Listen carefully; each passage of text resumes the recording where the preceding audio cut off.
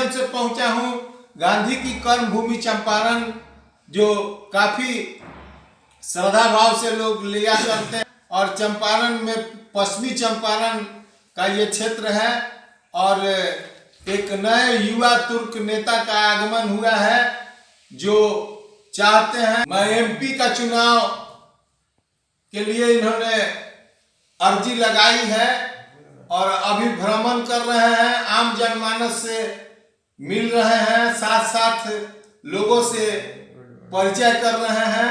और ये परिचय के मोहताज नहीं थे, लेकिन बीच में कुछ समय तक ये बाहर अपना संस्था चलाने का काम किया और वहां से चंपारण के लोगों को भी लाभान्वित कराए हैं। जनाब, आप अपना पूरा परिचय दें। सबसे पहले तो आप मेरे घर पे आए, आपका बहुत बहुत स्वागत है। और मेरा नाम राजन प्रसाद जायसवाल है और मैं बेतिया लोकसभा में रक्सौल विधानसभा में आदापुर धबधबा का रहने वाला हूँ। क्या सोच है कि आपने इतनी ऊंची प्रतिनिधित्व करने की सोची और क्या आपने देखा? आप तो बड़े शहरों में रहे, काफी दिनों तक आपका अनुभव रहा और मेट्रो सिटी में भी रहने का काम किए, संस्था भी चलाए।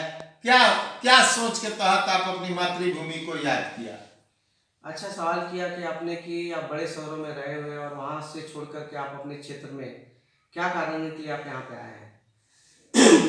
तो मेरा सोचना ये है कि हम बड़े शहरों में जो सुख सुविधा देखते हैं, तो हमको जो ये बेतिया लोकसभा क्षेत्र में जो 15 साल में नहीं दिखा है, तो जो हम बड़े शहर में रहे हुए हैं, वहाँ का सुख सुविधा देखे हुए हैं, तो अपने को अपने क्षेत्र में मातृभूमि में उतारने की कोशिश करेंगे हम ये।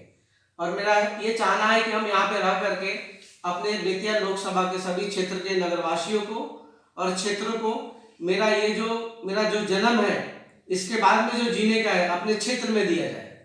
यानी जन्मस्थली और कर्मस्थली भी इसी को बनाना चाहते हैं। जन्मस्थली और कर्मस्थली यहीं पे बना जाए।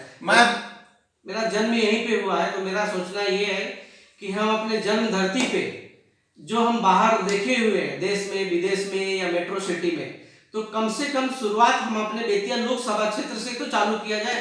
सामाजिक क्षेत्र में आपने कौन कौन सी उपलब्धियां प्राप्त की है?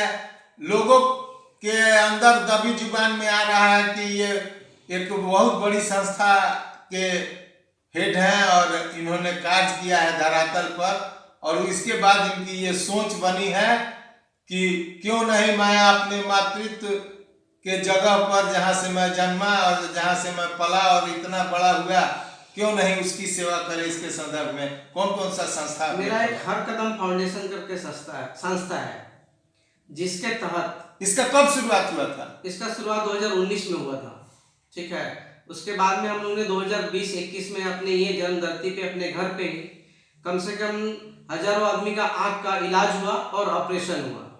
और उसके बाद में बच्चों को पढ़ाई के लिए भी हम लोग कुछ जो असहाय बच्चे हैं, जो जरूरतमंद हैं, उनको फीस की कमी है, बुक नहीं है, तो वो हम भी हमारे फाउंडेशन के द्वारा दिया जाता है।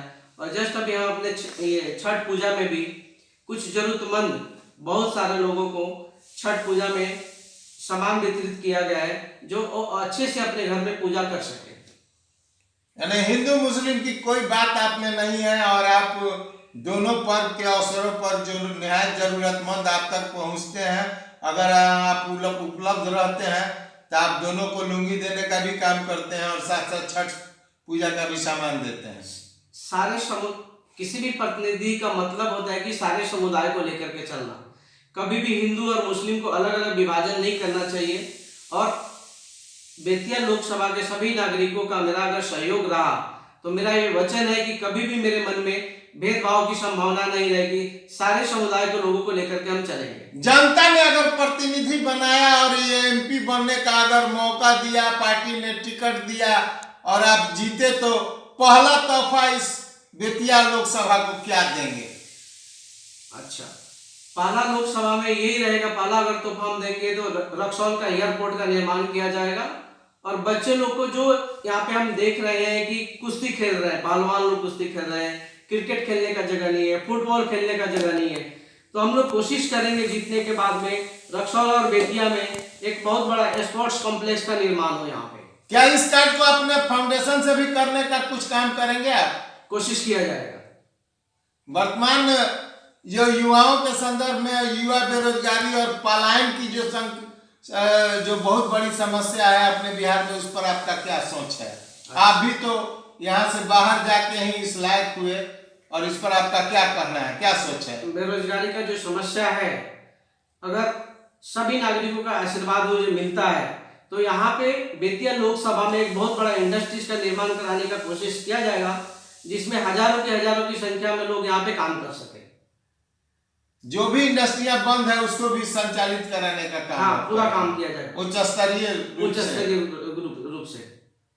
ये जनता का आशीर्वाद की कामना है, और ये एक युवा तुर्क नेता है जो आम आवाम से अलग सोच रखते हैं, और इनकी उम्र की सीमा भी कम है, भविष्य में आगे तक की कामना रखते हैं।